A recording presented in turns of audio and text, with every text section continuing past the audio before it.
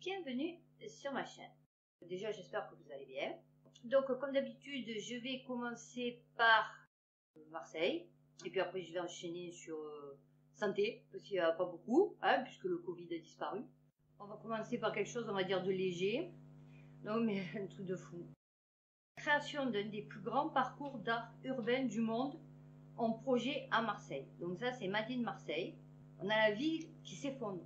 On est une déchetterie à ciel ouvert. On est, je crois, la ville peut-être la plus dangereuse de France, voire du monde.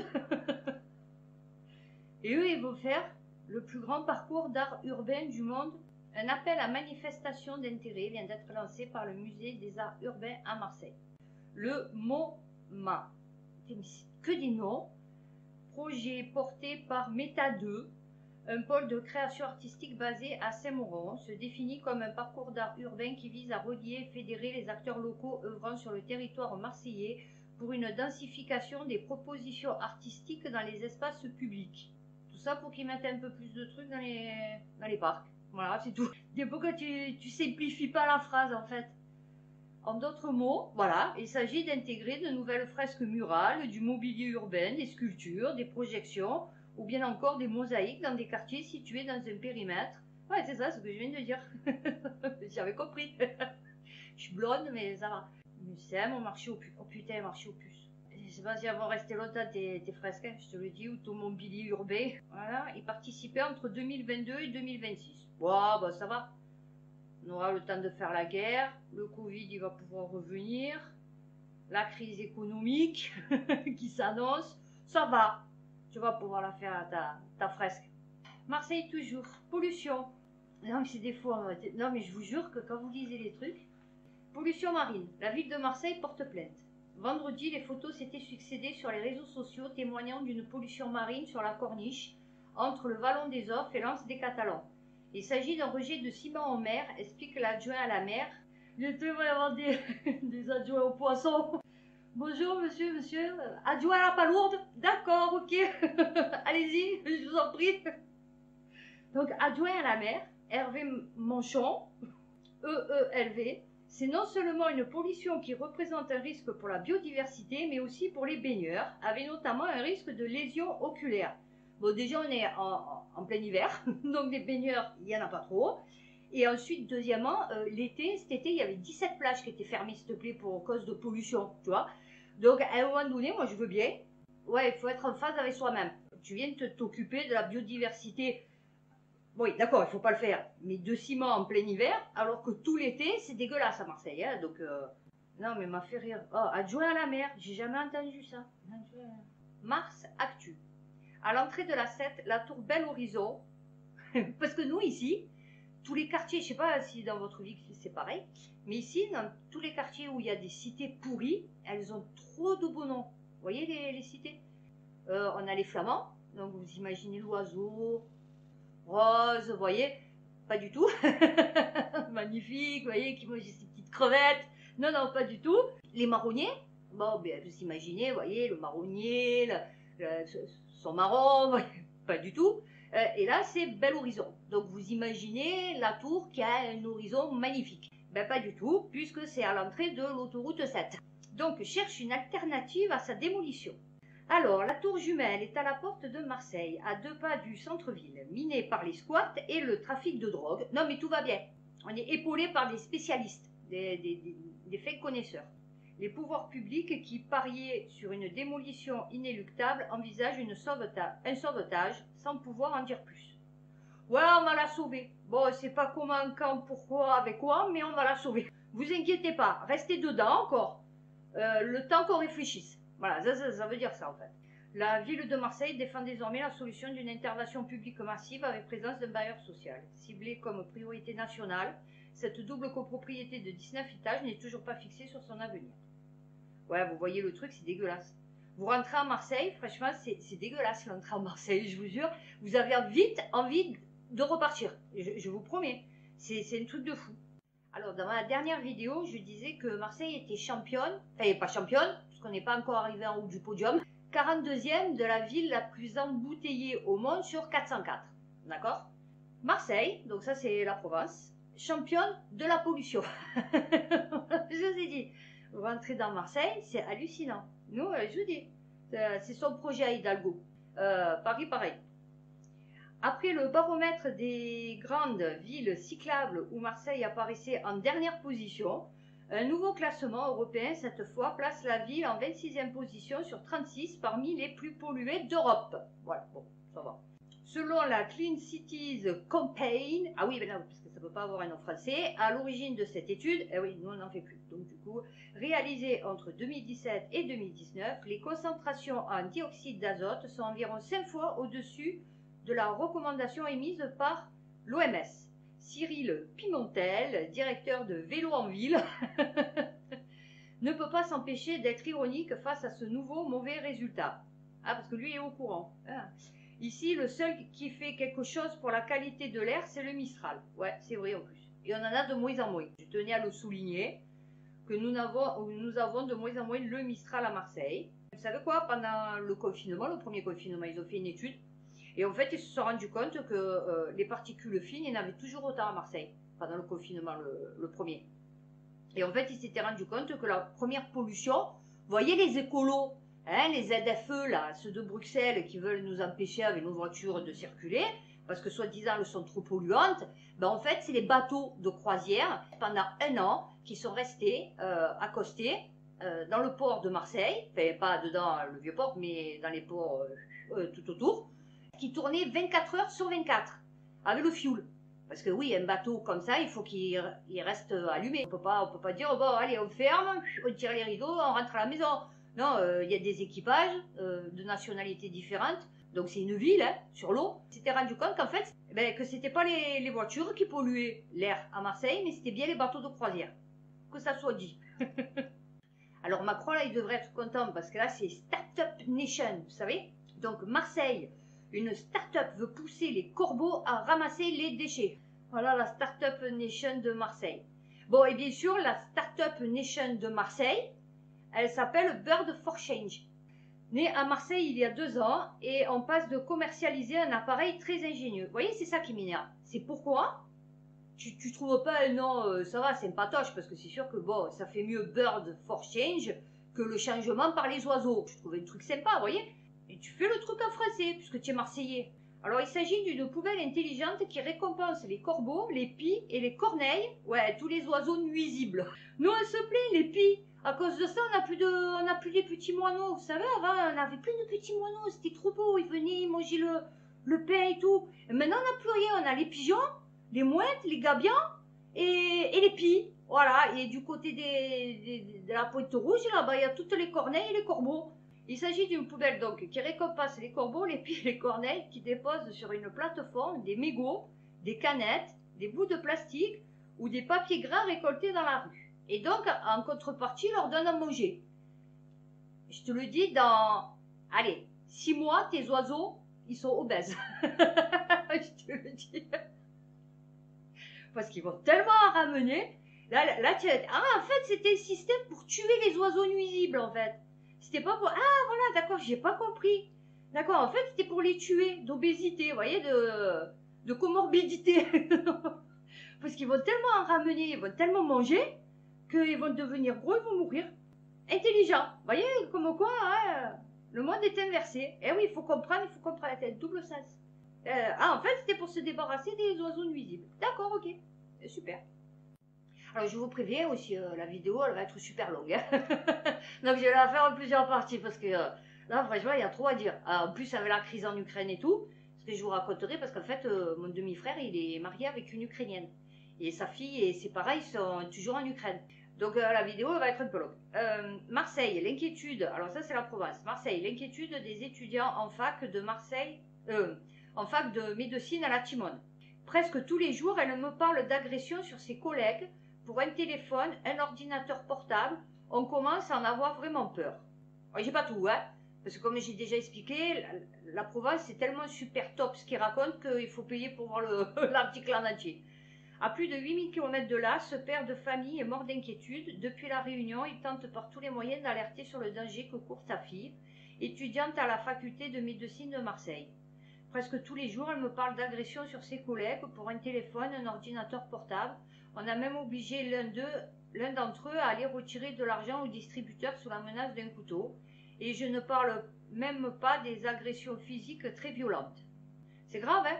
Ces gouvernements, ils poussent les gens à bout. Ah oui, alors ça là, Marseille.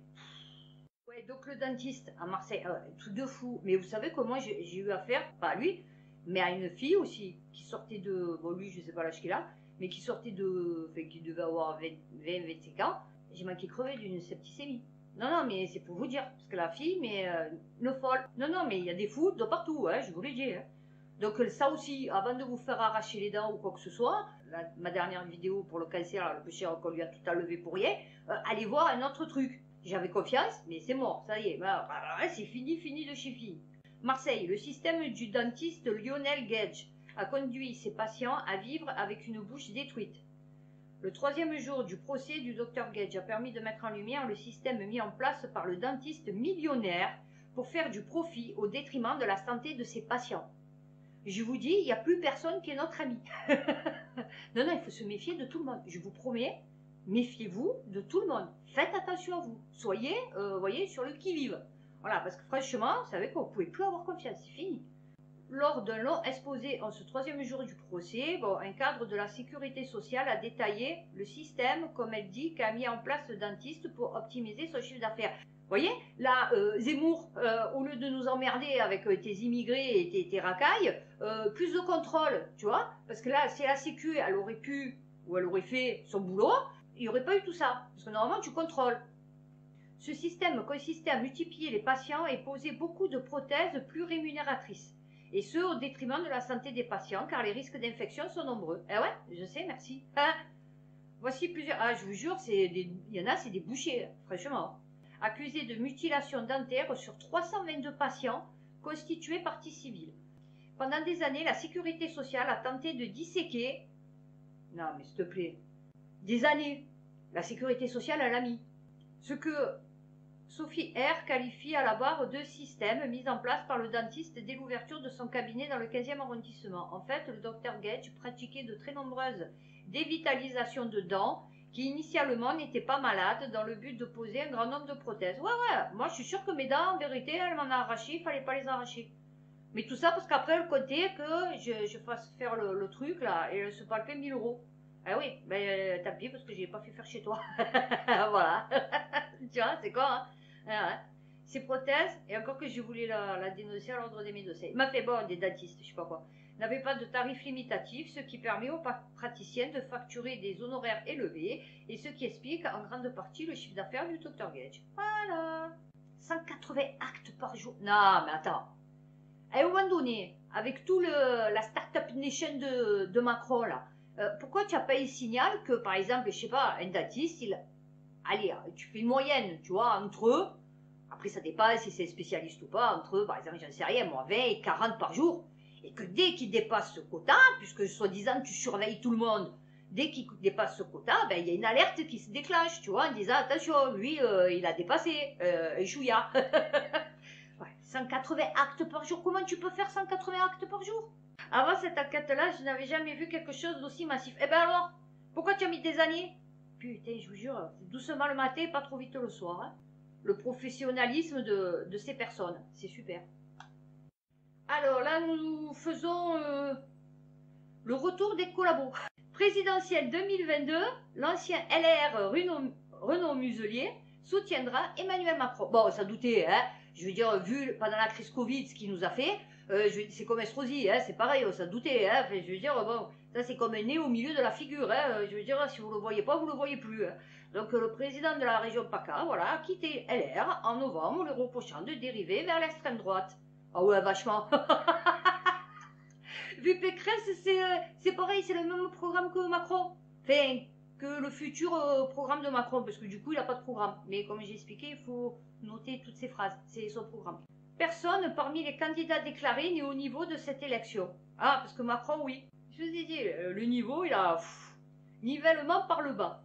Le Macron de 2022 n'est plus celui de 2017. Ah non, il est pire. Et l'expérience acquise, ah ouais, par le président de la République constitue un atout. Le mec, il a dû regarder Split. Le mec, il a 17 personnalités, vous voyez. Une de plus sur la liste. Et on va finir par ça. Hélas, encore, Marseille, un mineur tué à coups de couteau. Voilà, la police judiciaire a été saisie de l'enquête. Bien sûr, ils n'ont pas retrouvé les mecs qui ont poignardé le minot, 17 ans. Totalement inconnu des services de justice et de police. Se trouvait avec 2 autres hommes près d'un terrain de pétanque dans le 15e arrondissement au nord de la ville vers minuit quand un groupe d'une vingtaine de personnes armés de matraques, tasers et armes blanches les ont attaqués. Les 2 hommes qui accompagnaient la victime ont pu prendre la fuite. Putain, mais c'est grave, hein? Mais pas le jeune de 17 ans. C'était des hommes, ils se sont barrés et ils ont laissé le minot tout seul. Non, mais s'il te plaît. On a fini sur Marseille, on va dire, les actualités. Donc, on va faire santé. Les peu d'articles qu'il y a sur le Covid, hein, du coup. Donc, ça, c'est l'indépendant. La part du variant BA2 augmente en France, c'est Delta Cron. Alors que des signes de sévérité accrue sont mis en lumière. Je vous dis, septembre, ça y est. Vous voyez, il vous prépare déjà, 19 février 2020. Oui, il date d'un moment, mais bon. 19, ben ouais, parce qu'il y a eu la crise en Ukraine et tout. Non, mais parce que des fois, ils sont vieux, les articles. Mais c'est parce que c'est rigolo, parce que nous, on est les seuls à encore avoir des virus qui risquent de provoquer quelque chose. Vous voyez, c'est le seul pays au monde. Donc voilà, a augmenté de 38%. Donc maintenant, on devrait être à 70. Puis vous verrez qu'en septembre, 280. Voilà, 280%. Donc là, ils vont dire, oh mon Dieu, mais qu'est-ce qu'il arrive, remise du pass vaccinal, piou-piou à tout le monde, ou les masques sur la tête, derrière les oreilles, enfin bon. Alors nous, on a le Delta Pro. Il arrive, en force. Voilà, c'est ça qu'ils veulent faire, vous voyez, ça c'est leur projet. Alors je l'ai pas le truc, parce que c'était Sputnik. Et donc bon, voilà. Vu qu'on a une énorme liberté d'expression en France, on n'a plus Hachette, on n'a plus Sputnik. Voilà, on n'a plus RT, on n'a plus rien, donc moi j'ai plus d'informations. Je suis obligée de me taper la propagande de l'État. C'était face au désert médical, une mairie de l'Essonne installe une cabine de télémédecine. Voilà, c'est ce qu'ils veulent faire, c'est leur projet. Je vous explique. Ils veulent que à l'hôpital, ça soit des robots. Ils veulent que ils niquent tout. À la place des docteurs, ils vont mettre des télémédecins. Bonjour, veuillez décliner votre identité. Veuillez vous approcher, il va vous scanner l'œil. Voyez. Grâce à ça, je vous jure, il va déjà savoir votre état de santé. Après, il va vous dire de mettre un doigt. Vous voyez, ça va être comme ça. Maintenant, après, quand vous allez aller chez le docteur, vous allez mettre un doigt, il va vous piquer le doigt avec la goutte de sang. Parce que maintenant, c'est la goutte de sang. Ils vont vous dire les maladies génétiques que vous risquez d'avoir, donc les traitements qu'il vous faut en prévention de la future hypothétique maladie que vous pouvez avoir. Vous voyez, voilà, non, mais ça va être ça. Et là, voilà, ils sont en train de niquer tout. Ils enlèvent les places à l'hôpital, ils font tout pour justement le remplacer. Mais je sais pas ce qu'ils vont faire des gens. Enfin, je veux dire, s'ils remplacent les soignants, leur projet, c'est de les remplacer par ceux des prisons, hein, puisque je vous avais fait une vidéo qui, du coup, a été supprimée, de mon ancienne chaîne, où je disais qu'ils veulent installer mettre des prisonniers pour faire le travail que les gens ne veulent plus faire. Entrer dans une cabine, bonjour, scannage de l'œil, hop, goutte de sang, bon, rigueur, petit coton-tige pour prendre l'ADN, bon, c'est jamais, que tu as réussi à passer entre les gouttes, tu vois, voilà. Et on va te dire ça, voilà, on va te scanner, tu as vu ton corps, Rayon X, là, comme tout agricole. Voilà, obligatoire, vous prenez ça, ça, ça, sinon plus de restaurant parce que vous avez du diabète, plus de machin parce que, vous allez voir, ça va être comme ça. Mais c'est ça que vous aimez, voilà, bon, après chacun se tripe, hein, mais bon. Ça y est, ils ont suspendu, hein, c'est bien ce que j'avais dit dans ma dernière vidéo, vous voyez, comme quoi j'étais pas de la merde. Je vous avais dit, ils vont le suspendre, ben, vous voyez, ils l'ont pas supprimé, ils l'ont suspendu, parce qu'au mois de septembre, je vous l'ai dit, vous allez avoir droit à votre piou-piou, hein. Donc la Covid-19, le sous-variant d'Omicron, Delta Cron, BA2, ne provoque pas de forme plus grave de BA1 selon l'OMS. Ouais, mais tu sais qu'ici, dès qu'il franchit la frontière, il se transforme. Et il y a des super pouvoirs. L'OMS dit non, comme elle avait dit non pour Omicron, mais nous, on avait quand même quelque chose. Alors ça, c'est comme le monde. Les étudiants atteints de troubles 10, de plus en plus nombreux dans l'enseignement supérieur. Donc moi, je me suis dit, c'est quoi les troubles 10 D, Y, S? Ben, en fait, c'est dyscalculique, dysorthographique, dyslexique. Il y a un truc aussi par rapport aux images, je sais pas quoi. Mais dysgraphique, je crois. Ouais, un truc comme ça. Oh, des trucs de fou. Moi, j'ai la copine à ma fille. elle est dyscalculique, dysorthographique et dyslexique. La fille, elle est obligée de faire des classes spécialisées. Vous vous rendez compte? C'est un truc de fou. Et, je sais pas, hein. Il y a un problème, hein. Parce que moi, à mon époque, ça n'existait pas, ça. À la rigueur, on avait les dyslexiques, vous voyez. Mais on n'avait pas des dyscalculiques, des dysgraphiques, des dys... Oh, l'autre, là, ça ne sort plus, peu cher. Ouais, mais c'est un vrai handicap. Et ces gens-là, peu cher, ils sont pas considérés comme handicapés, hein. Alors que c'est handicapant, hein. Je vous promets, hein. Moi, je peux dire que j'en connais beaucoup, ils doivent l'avoir. C'est pas possible, ils font des fautes à chaque mot. Il y a un problème. Non, mais c'est grave, hein. Guadeloupe. Ça, c'est le Figaro. Le préfet repousse l'application du pass vaccinal. Eh ouais, parce qu'ils vont mettre le pass vaccinal au moment où ils vont l'enlever. Il n'y a que eux qui ont eu les couilles, hein. Les bamboulas, hein. Vous voyez, je vous le disais. Deltacron. 10 cas de contamination au variant hybride de Covid détectés en France. Ben ça, c'était 10 jours après celui que je viens de vous lire. Vous voyez? Ça y est, il commence à envoyer le truc. Oh, attention. A été observé au Royaume-Uni. Une même cellule de notre organisme peut être contaminée par 2 variants. Oh, alors, je vais faire juste un petit aparté. Voilà, il me semblait, moi, quand j'étais jeune, je suis allée, oui, parce que j'étais jeune, j'étais allée à l'école. Oui, je suis allée à l'école. Et on m'avait appris, parce qu'à l'époque, on apprenait encore quelque chose à l'école, les virus. Leur reproduction, vous voyez, comment ils attaquaient. Bon, et au fur et à mesure de ma vie, j'ai enregistré, ouais, peut-être, c'est parce que j'ai le cerveau, beaucoup d'informations. Là, pendant cette crise Covid, on aurait dit qu'ils découvraient le truc. Oh, est-ce qu'un virus peut être dans l'air? Comment? Mais bien sûr qu'il peut être dans... Mais moi, on me l'apprenait quand j'étais au collège. Oui, d'accord, je suis allée à l'école, collège privé, machin et tout, bon. Peut-être pas dans le public, mais en tout cas, moi, dans le privé, on me l'a appris. On le savait. On le sait comment ça se propage un virus, on le sait. Mais je sais pas. Là, ils ont découvert plein de trucs. Ouais, on a découvert que le virus, il avait des mutants. Mais c'est normal, c'est un coronavirus. Comment ça se fait qu'il y a 20 ans, on connaissait tout sur tout. D'accord, on connaissait la Lune.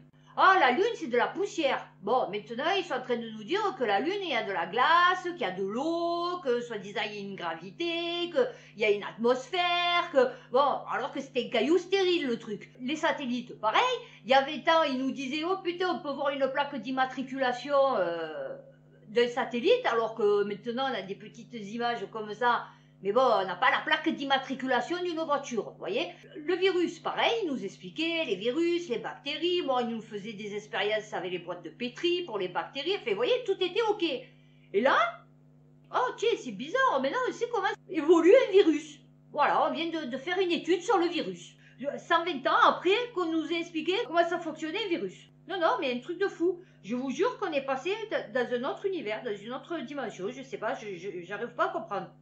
Ou alors c'est moi, bah, j'ai été transporté, voyageur du temps, je sais pas, multivers, je sais pas. On va finir par ça parce que c'est quand même assez grave, avec la baisse de la natalité, hein, puisqu'on a à peu près 1945, oui, France Info, France TV Info, hausse de la mortalité infantile en France, les chercheurs tentent d'en comprendre les raisons.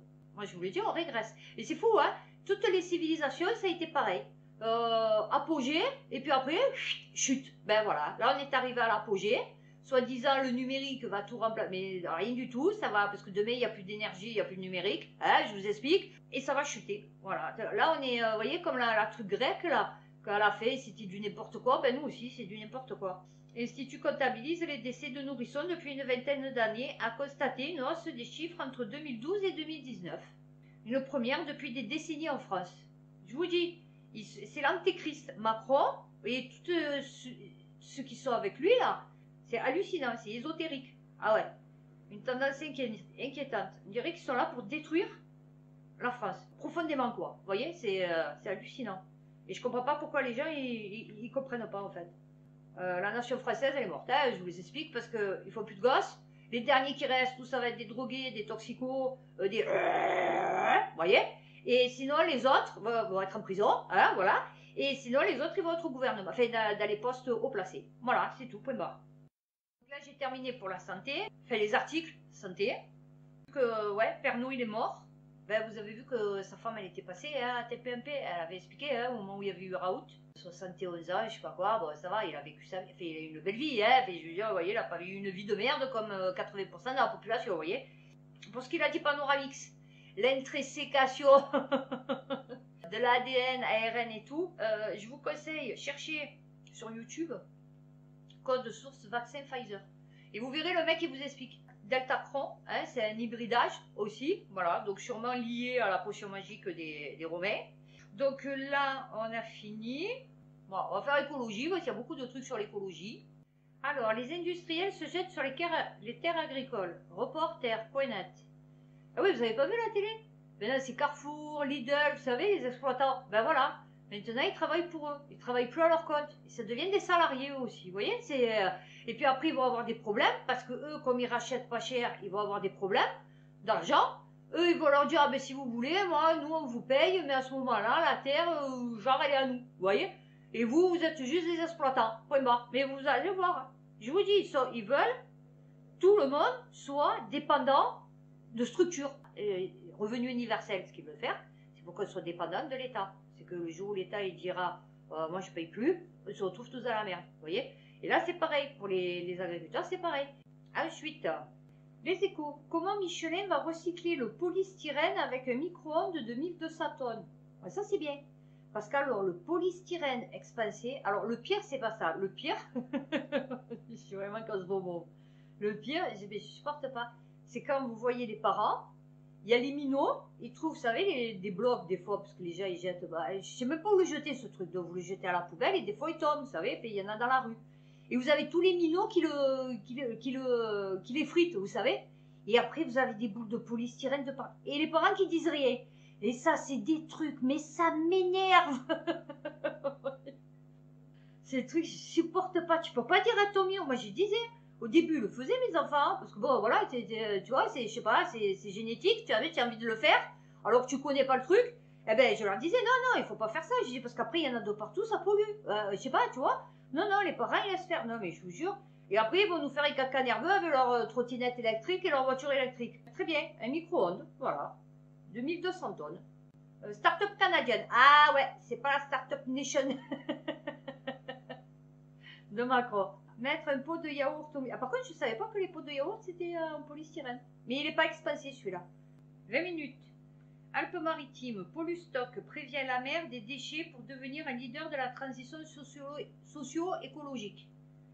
Depuis 2009, l'entreprise azuréenne Polustock développe des équipements anti-pollution en ciblant les réseaux de pluie pour éviter que les déchets n'arrivent en mer. Ça, c'est bien. Parce qu'ici, quand il pleut... C'est chaud à voir, hein. Un rat crevé, mais de tout, vous avez de tout. Mon Dieu, quelle horreur, c'est... En plus, maintenant, en ce moment, je sais pas qui c'est qu'il y a dans le quartier. Je sais pas si, je pense pas que ce soit les rats hein, qui sortent les poubelles des bennes, vous voyez. Mais il y a des gens, parce qu'avant, ils sortaient les poubelles des bennes, ils les éventraient, ils faisaient un trou, ils cherchaient un peu, et puis ils remettaient les sacs. Vous voyez, quand même, établissement.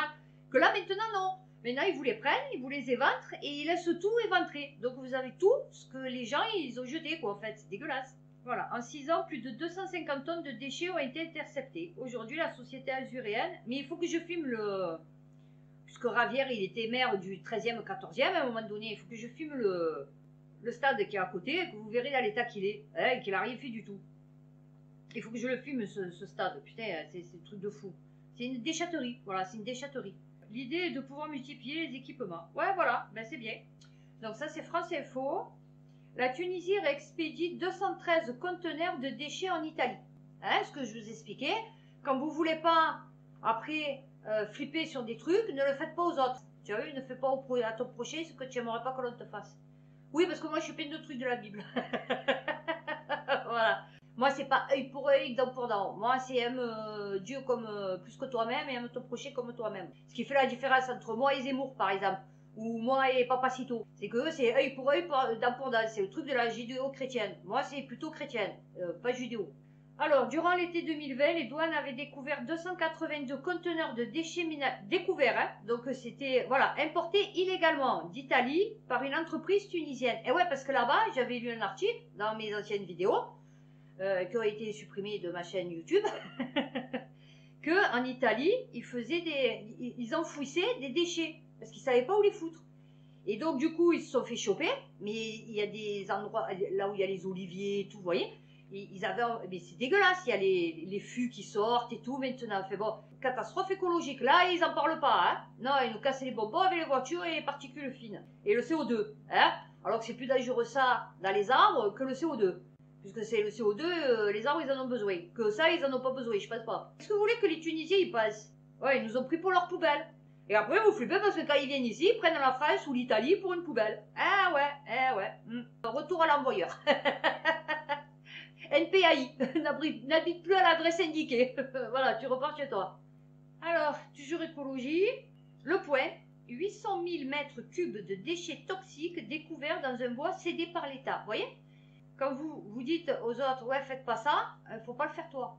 Le nouveau propriétaire du bois a découvert plus de 800 000 mètres cubes de déchets issus d'une ancienne carrière de sablon. Donc le mec, il lui dit, non, ça va, il n'y a pas de souci, ça a été fait.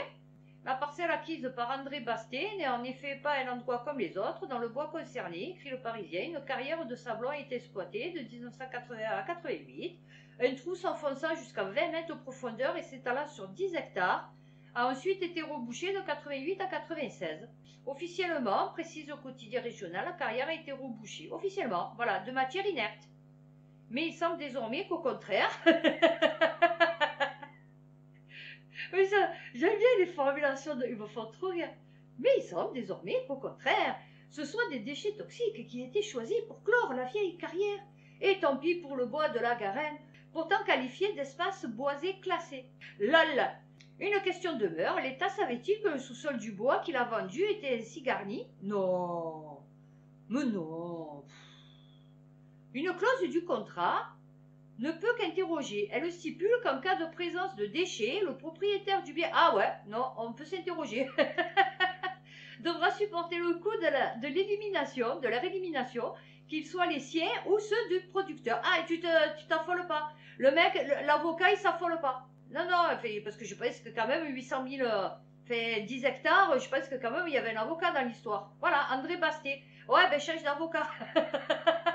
Parce que si le mec il est même pas capable de se dire ouais mon chéri il y a un problème là tu vois parce qu'il doit y avoir qui ça mais c'est pas bon. Moi je le lis, j'ai pas fait d'études de droit déjà je me dis il y a un souci. Non mais c'est des fous, vous voyez voilà c'est des fous.